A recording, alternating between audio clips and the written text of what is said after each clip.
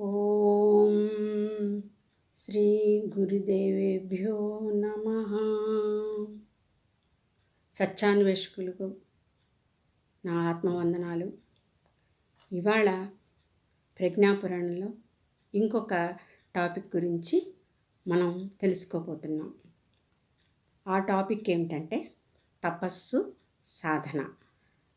ఆధ్యాత్మిక మార్గంలో ముఖ్యంగా భగవంతుడిని మనం ప్రసన్నం చేసుకోవాలి అంటే కావలసినది ఒక భగవంతుడితో అనుసంధానం ఏర్పరచుకోవటం.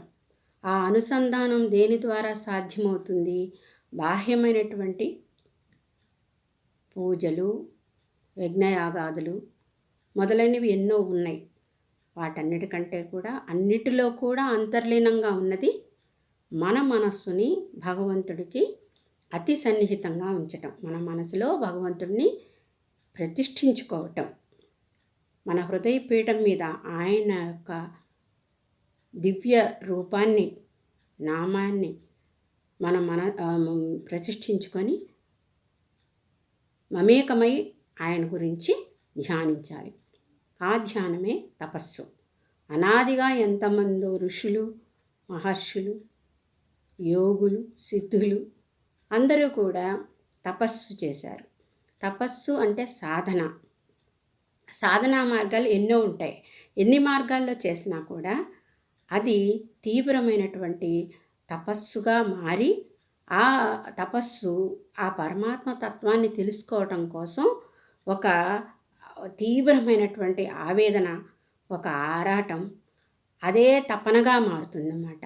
అలా భగవంతుడి ఎడల మనకున్నటువంటి ఆ తీవ్రమైనటువంటి ఆయన ప్రసన్నం చేసుకోవాలనేటటువంటి ఒక తీవ్రమైనటువంటి ఆపేక్ష, భగవంతుడి మీద మనకున్నటువంటి ఆ దివ్య ప్రేమ వల్ల ఆ భగవంతుడి యొక్క దివ్య శక్తిని మనం ఆకర్షించగలుగుతాం అన్నమాట.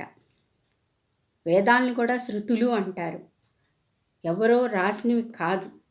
మహర్షులు తపస్సు చేసుకునేటప్పుడు వాళ్ళకి ఆకాశవాణి ద్వారా వినిపించి, వాళ్ళ ధ్యానమగ్నులై ఉన్నప్పుడు, సమాజ స్థితిలో ఉన్నప్పుడు వాళ్ళకి వినిపించినయట. ఆ వేదాలనే వాళ్ళు ఒక గురు శిష్య పరంపరగా చెప్పుకుంటూ వచ్చారు. తర్వాత లిఖించబడినవి ఒక వ్యాస మహర్షి వాటిని 4 భాగాలుగా విభజించారు. అలా ప్రతి ఒక్క వ్యక్తి కూడా ఆత్మజ్ఞానాన్ని పొందాలి అంటే, భగవంతుడిని మనం ప్రత్యక్షం చేసుకోవాలంటే, భగవంతుడి ప్రత్యక్షం అంటే ఆయన బాహ్యంగా ఒక రూపంతో నామంతో వస్తాడని కాదు. ఆ దివ్యశక్తిని మనం ఆకర్షించాలంటే తపస్సు అనేది చాలా ముఖ్యం. తపస్సు అంటే ఏంటి?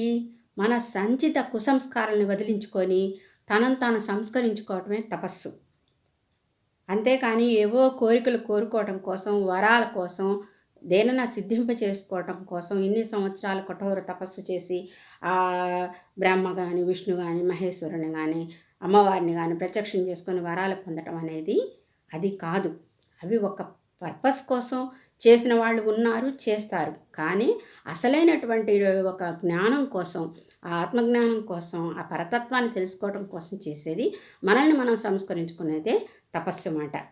అయితే దీనికి ఎన్నో ఉదాహరణలు ఉన్నాయి. తన కోసం తాను చేసిన వాళ్ళకంటే లోక కళ్యాణం కోసం, తమ పెద్దల కోసం కానీ ఒక తీవ్రమైనటువంటి తపస్సు చేసిన వాళ్ళు ఉన్నారు.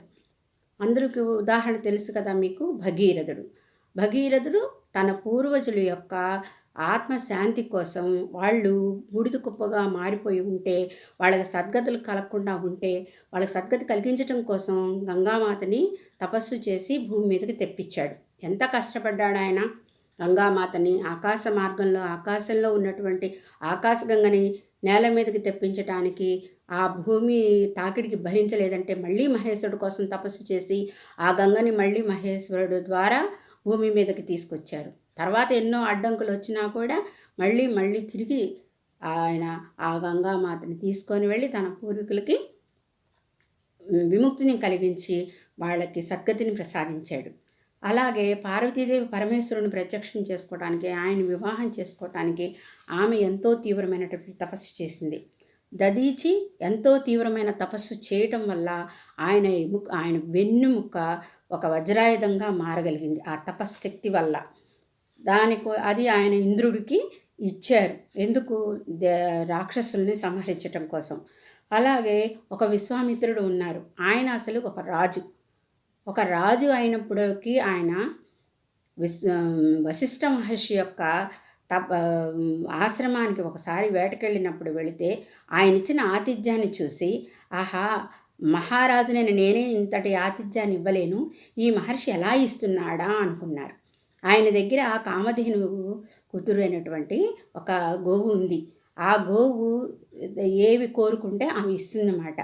ఆ దగ్గర ఉన్నటువంటి ఆ గోవు ద్వారా అందరికీ సరైన ఆతిథ్యం ఇచ్చారు వశిష్ఠ మహర్షి. అవి తీసుకొని అతను తృప్తి పడకుండా విశ్వామిత్రుడికి దురాశ కలిగింది. నేను మహారాజుని, నా దగ్గర ఉండకుండా నీ దగ్గర ఉండవేంటి, నాకు ఇస్తే నేను ప్రజలకు కావాల్సిన నేను ఇస్తాను కదా అనేటటువంటి భావనతో అడిగితే ఆయన, నేను తపస్సు ద్వారా సంపాదించుకుంది నేను నీకు ఇవ్వలేను అన్నాడు. అందుకని అతనికి కోపం వచ్చి దాన్ని దొంగతనంగా తీసుకొని వెళ్ళాలని ప్రయత్నించాడు.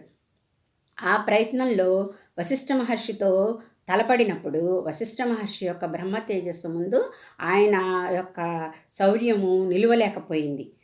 విశ్వామిత్రుడు వేసినటువంటి బాణాలన్నీ కూడా వశిష్ఠ మహర్షి తన యొక్క దండం అడ్డం పెడితే ఆ దండంలోకి ఆయుధాలన్నీ వెళ్ళిపోయినాయి, అవన్నీ ఆకర్షించుకోవడమన్నమాట. అప్పుడు అతను తెలుసుకొని, ఓహో, క్షాత్రం తేజస్సు కంటే బ్రహ్మ తేజస్సే గొప్పది, నేను కూడా బ్రహ్మర్షిని అవ్వాలని తీవ్రమైన తపస్సు చేశాడు ఆయన.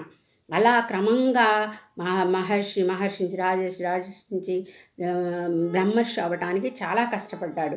ఎన్నోసార్లు తపశక్తి సాధించటం, మధ్యలో మళ్ళీ దేనికో దానికి వినియోగించటం, మళ్ళీ తపస్సు చేయటం, అలా కామక్రోధ లోపాలకి వశపడుతూ అతను సహజంగా క్షత్రియుడు కాబట్టి ఒక్కొక్క గుణాన్ని పోగొట్టుకుంటూ చివరికి ఆ బ్రహ్మర్షి పదవిని పొందడానికి ముందు సృష్టికి ప్రతిసృష్టి చేశాడు. ఒక చండాలుడి కోసం త్రిశంకు స్వర్గాన్ని సృష్టించాడు. అప్పుడు బ్రహ్మదేవుడు, నువ్వు ఇలా ప్రతిసృష్టి చేయకూడదు, నీకు మహర్షి పదవిని ఇస్తున్నానని చెప్పి అతనికి ఆ బ్రహ్మర్షి పదవిని ఇస్తానని చెప్పి అతను కూడా ఒప్పుకొని వశిష్ఠ మహర్షి చేత కూడా బ్రహ్మర్షి అని చెప్పించాడనమాట. ఇది విశ్వామిత్రుడి యొక్క కథ. ఆయన పేరుకు తగ్గట్టు ఎప్పుడూ కూడా విశ్వ కళ్యాణం కోసమే చేసేవాడు. అలాగే బుద్ధుడు, గౌతమ బుద్ధుడు ఎవరు? ఆయన మొదటి పేరు సిద్ధార్థుడు. ఒక రాజకుమారుడు, భోగభాగ్యాల్లో ఉన్నాడు. ఆయన ఒక రోగిని, ఒక వృద్ధుడిని, ఒక మరణించిన వాడిని చూసి దీనికి ఏంటి కారణం తెలుసుకోవాలి, మనిషి జీవితంలో దుఃఖాన్ని నివారించాలని చెప్పేసి ఆ తీవ్రమైన తపస్సులోకి వెళ్ళిపోయాడు. ఆ తపస్సు ద్వారానే ఆత్మజ్ఞానం కలిగింది ఆయనకి. కోరికలే దుఃఖానికి మూల కారణమని తెలుసుకొని బుద్ధత్వాన్ని పొంది అది అందరికీ ప్రచారం చేయడానికి వచ్చాడు ఆయన. ఇది ఎలా ఉంటుందంటే, ఒక వ్యక్తి చేసేటటువంటి తపస్సు యొక్క తీవ్రత, ఒక చెట్టు ఉంటుంది, ఆ చెట్టు యొక్క ఆకర్షణకి మేఘాలు చక్కగా ఆకర్షించబడి చక్కగా వర్షిస్తాయి, వాన కురుస్తుంది. అలాగే గనులు ఉంటాయి భూమి అంతర్భాగంలో, ఆ గనులు తన సజాతీయ కణాలని ఆకర్షించుకుంటాయి. ఎక్కడెక్కడి నుంచో ఒక్కొక్క గనిలో ఒక్కొక్కటి ఉంటాయి. ఆ ధాతువుకు సంబంధించిన కణాలన్నీ ఒక చోటుకు చేరుతాయి అన్నమాట. మరి అది అద్భుతం కదా సృష్టిలో. అలాగే వికసించే పూలు ఉన్నాయి, వాటి సౌరభంతో తుమ్మెదలని, తేనీగలని ఆకర్షించుకుంటాయి. అలాగే సాధకుని యొక్క తపశ్శక్తి వల్ల, అతను చేస్తున్నటువంటి సాధన వల్ల ఆయన యొక్క ఆత్మబలం, ఆత్మ తేజస్సు మొత్తం విశ్వంలోకి వ్యాపించి అదృశ్య రూపంలో ఉన్నటువంటి ఆ దైవీ శక్తులని ఆకర్షిస్తుందన్నమాట. ఆ ఆత్మబలం ద్వారా, ఆ సాధన ద్వారా సంపాదించినటువంటి ఆ ఆత్మశక్తిని, ఆ తపశ్శక్తిని లోక కళ్యాణం కోసం వాడతారు. వాళ్ళు మహర్షులు అన్నమాట. అలా కానీ మనకు భగవంతుడి అనుగ్రహం లభించలేదు అని బాధపడేవాళ్ళు సరిగ్గా సాధన చేయలేదని అర్థం. అందుకు ఉదాహరణ, ఒక రాతి బండ ఉంటుంది, దాని మీద వర్షం పడితే మొక్క మొలవదు కదా. కానీ ఆ రాతి బండ లోపల ఏమాత్రం తేమ తడి ఉంటే దానిపైన కనీసం నాచైనా పెరుగుతుంది కదా.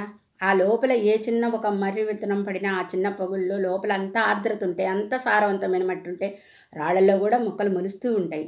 అంటే ఏంటి? రాతి లాంటి కఠినమైన హృదయాల్లో కూడా సరైనటువంటి స్పందన, భగవంతుడి గురించి తపన, ఆర్ద్రత ఉండి ఆయన అనుగ్రహాన్ని పొందాలనేటటువంటి తీవ్రమైనటువంటి ఆకాంక్ష ఉంటే తప్పనిసరిగా కూడా వాళ్ళకి భగవంతుడి అనుగ్రహం లభిస్తుంది.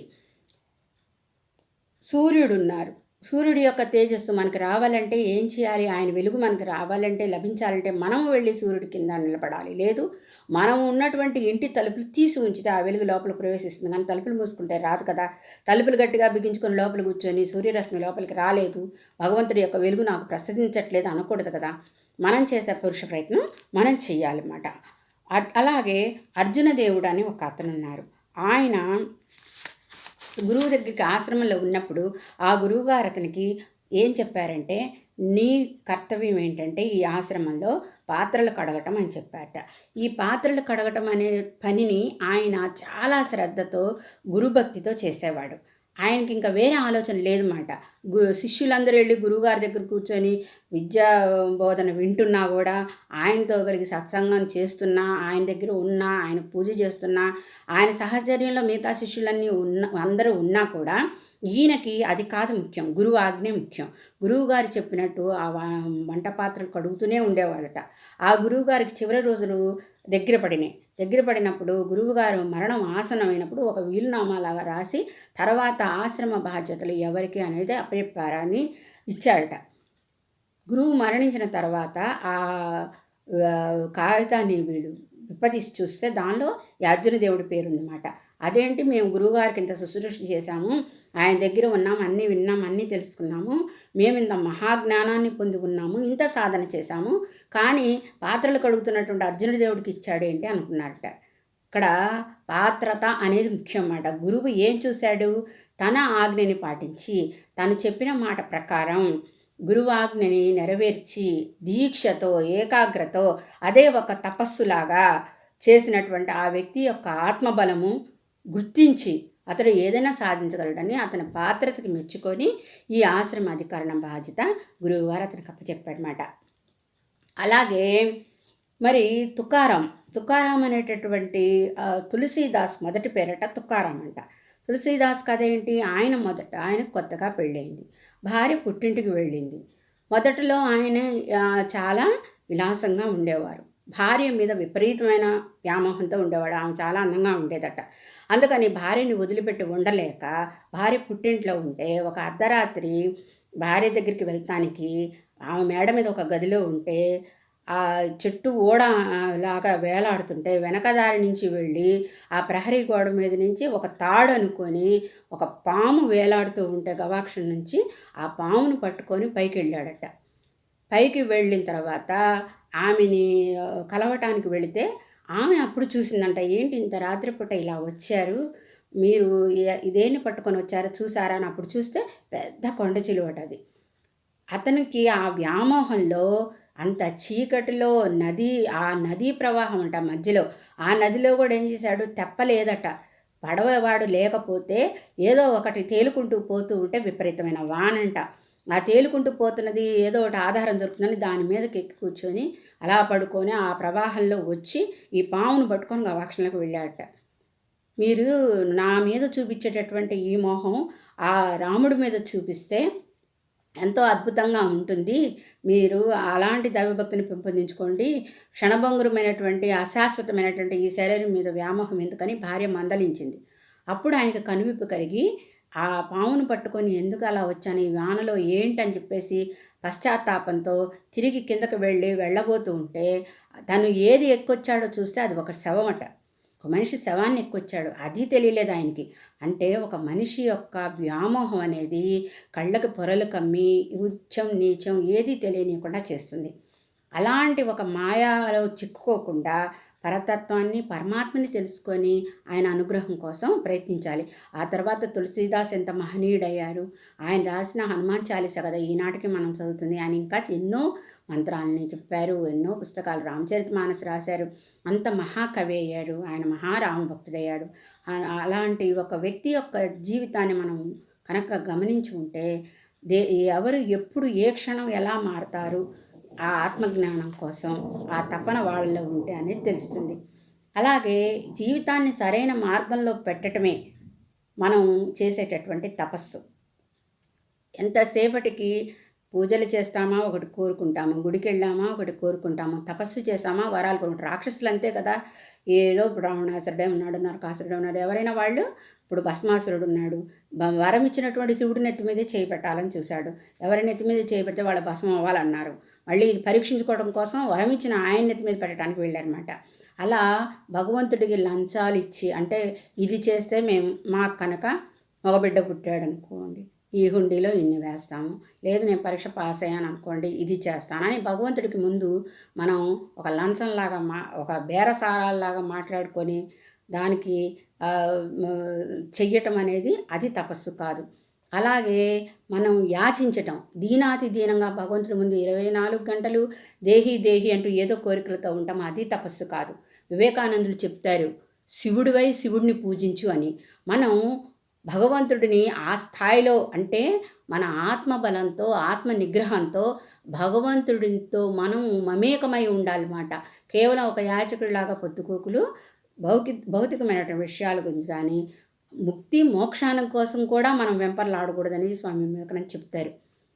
కావలసింది ఏంటి? జీవన్ముక్తి. అంటే జీవించి ఉండంగానే ఈ రాగద్వేషాలకు అతీతంగా సమన్వయం పాటిస్తూ సహనంతో ఉండటం అనేది, ప్రేమ ఐకమత్యతలతో జీవించటం, ఆ సాధనా సంపత్తిని కలిగి ఆత్మబలాన్ని పెంపొందించుకోవటం అనేది ముఖ్యమని ఆయన చెప్తారు.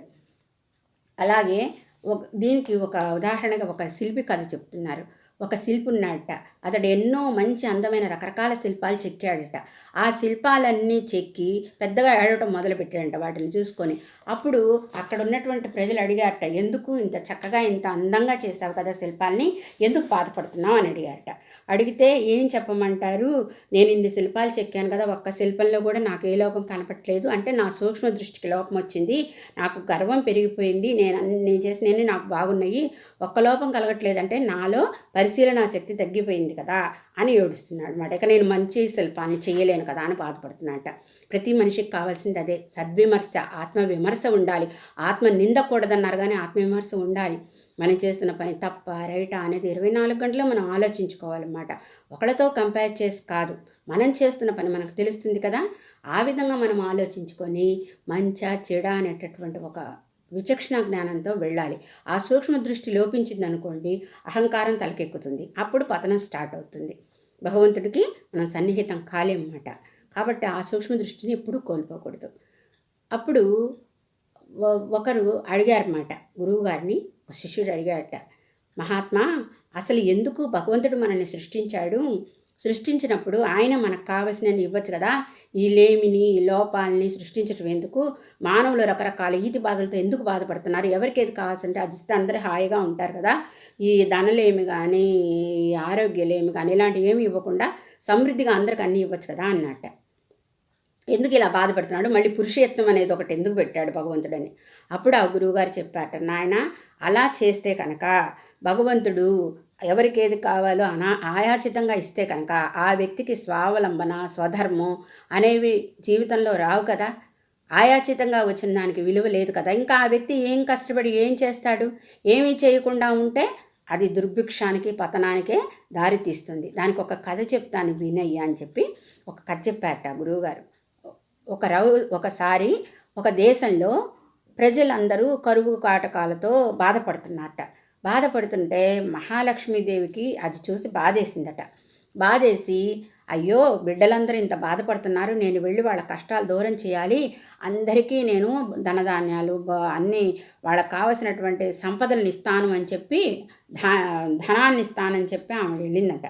వెళ్ళి అందరికీ అన్ని ధనాన్ని సంపదను ఇవ్వాలని వెళితే భూదేవి ఆమెకు అడ్డం వచ్చి, అమ్మ వద్దు, బిడ్డలు కష్టపడకుండా నువ్వు ఇచ్చిన దాంతో వాళ్ళు వృధా చేస్తారు, కష్టపడటం మానేస్తారు, అది అరిష్టం తల్లి, వాళ్ళు సోమరిపోతులుగా తయారవుతారు, అభివృద్ధి ఉండదు, వాళ్ళని అలా తయారు చెయ్యొద్దు, ఇది అరిష్టం అని చెప్తే మహాలక్ష్మి అన్నారట, లేదు నేను నా బిడ్డలు కష్టపడుతుంటే చూడలేను, నేను ఇస్తాను వాళ్ళకి ధనాన్ని అని చెప్పి ఆవిడ ప్రతి ఇంటింటికి వెళ్ళి అందరికీ బంగారం వెండి రత్నరాసులు ధనం ఇచ్చిందట.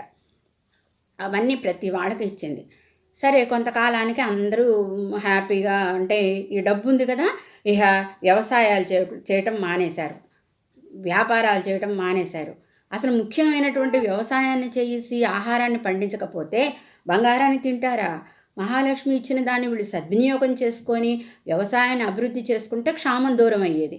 కానీ ఆయాచితంగా ధనం వచ్చినప్పుడు నడిమంత్రపు సీర అంటారు కదా, దాని విలువ తెలియదు.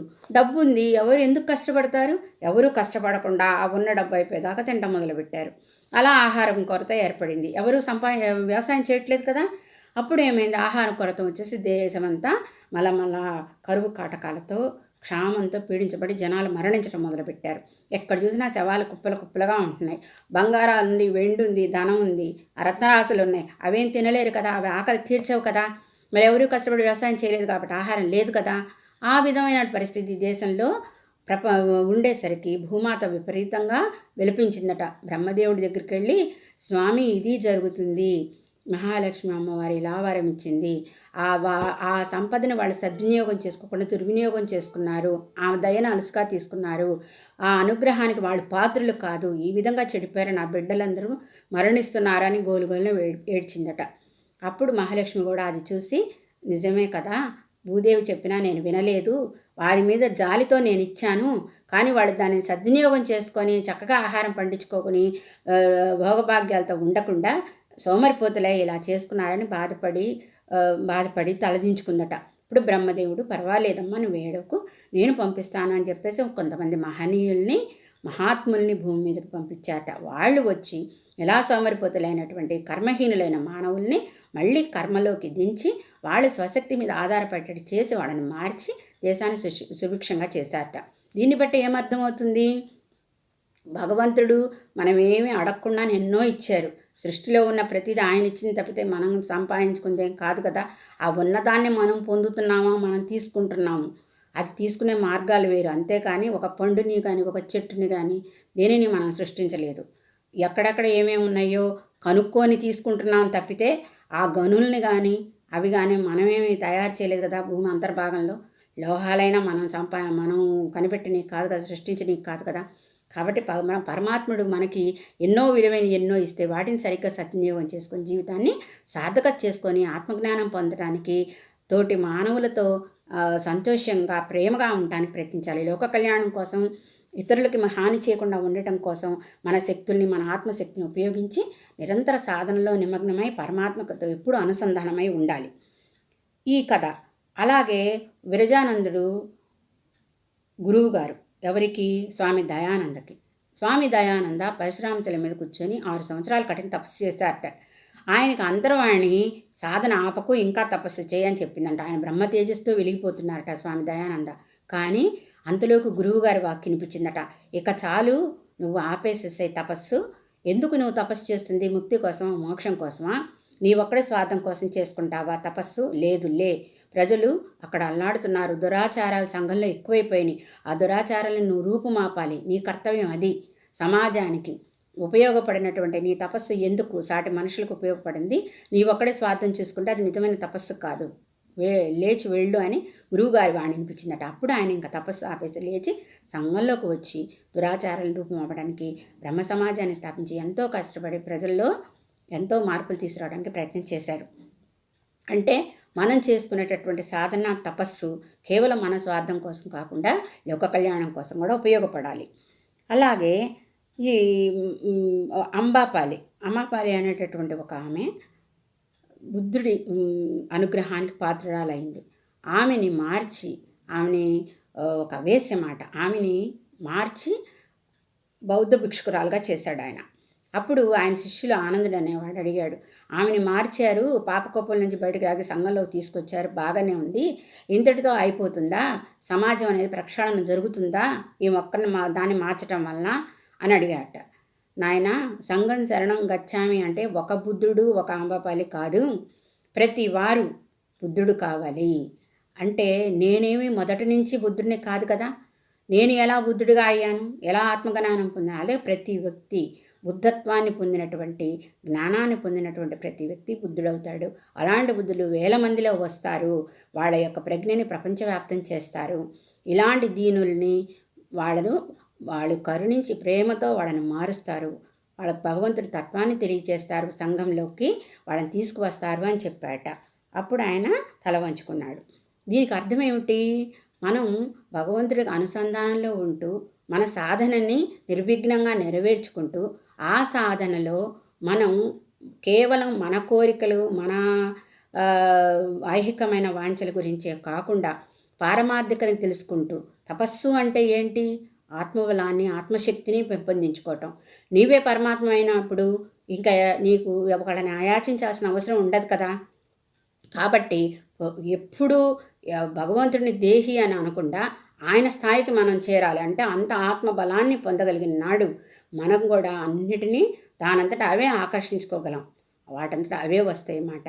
కాబట్టి ఆ దైవీ శక్తులు అదృశ్య రూపంలో మన చుట్టూ ఉంటాయి. మనం చేయవలసింది ఏమిటి?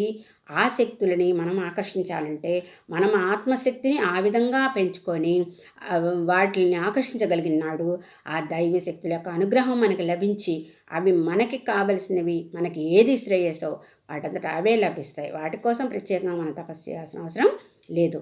కాబట్టి ఇవాళ ఈ టాపిక్లో నేను మళ్ళీ చెప్పదలుచుకుంది ఏంటంటే, ప్రతి ఒక్క వ్యక్తి, స్త్రీ కానీ పురుషుడు కానీ ఎవరైనా కానివ్వండి, ఇక్కడ స్పిరిచువాలిటీకి, ఆత్మజ్ఞానానికి, ఆత్మతత్వానికి, మతానికి సంబంధం లేదని నేను మొదటి నుంచి చెప్తున్నాను. ఒక మతం అనేది కాదు, ప్రతి మతంలోనూ దైవం ఉన్నాడు. ప్రతి మతానికి కొన్ని మంచి మార్గాలు ఉన్నాయి. ప్రతి మార్గము భగవంతుని చేరటానికే వేయబడింది. ఎందరో మహనీయులు ఎన్నో మతాల్లో పుట్టి వాళ్ళు మంచి చెప్పారు, సాధనా మార్గాలను ఎన్నో బోధించారు. ఎవరు ఎందులో జన్మించారో ఆ సాధనా మార్గాన్ని అనుష్ఠిస్తూ పరమాత్మని చేరడానికి ప్రయత్నించాలి. తన స్వలాభంతో పాటు సామాజికానికి కూడా ఉపయోగపడే విధంగా తయారవ్వాలి. అలా చేయటం వల్ల సమాజానికి, లోకానికి శ్రేయస్సు కనిపిస్తుంది. ఎందుకంటే మనం లోకంలో ఒక భాగం కాబట్టి, ఈ విశ్వంలో మనం ఒక పార్టికల్ కాబట్టి ఆ విశ్వశక్తిని మనం కూడా పొంది విశ్వానికి మనకు చేతనైనంత మనం శ్రేయస్సుని కలిగించాలి. ప్రత్యేకంగా చేయవలసిన ఏముండదు. ఆత్మశక్తిని మనం పెంపొందించుకోవటం వల్ల ఆ ఆకర్షణ శక్తి, దైవశక్తిని ఆకర్షించి మనలోకి ఆ దైవశక్తి ప్రవేశించిన నాడు మనకే తెలుస్తుంది ఏం చేయాలి, ఏం చేయకూడదు అనేది. కాబట్టి మనలో ఉన్న కల్మషాలని తొలగించుకుంటూ మన హృదయాన్ని భగవంతుడి పీఠంగా మార్చి ఆయన్ని అందులో కొలువు తీర్చి చేసుకునే నిజమైన తపస్సు మాట. ఈ విధంగా మనం ఆలోచించుకొని ఇవాళ ఈ ప్రజ్ఞాపురాణంలోని ఈ కథల వల్ల మనం ఏం తెలుసుకున్నాము దానిని మళ్ళీ మళ్ళీ పునర్విచారణ చేసుకుంటూ మన జీవితంలో మనం దాన్ని అనుసంధానం చేసుకోవటానికి, అనుసరించటానికి ప్రయత్నిద్దాం. ఇవాళ ఇంతటితో ముగిస్తున్నాను. Thank you. ఉంటాను.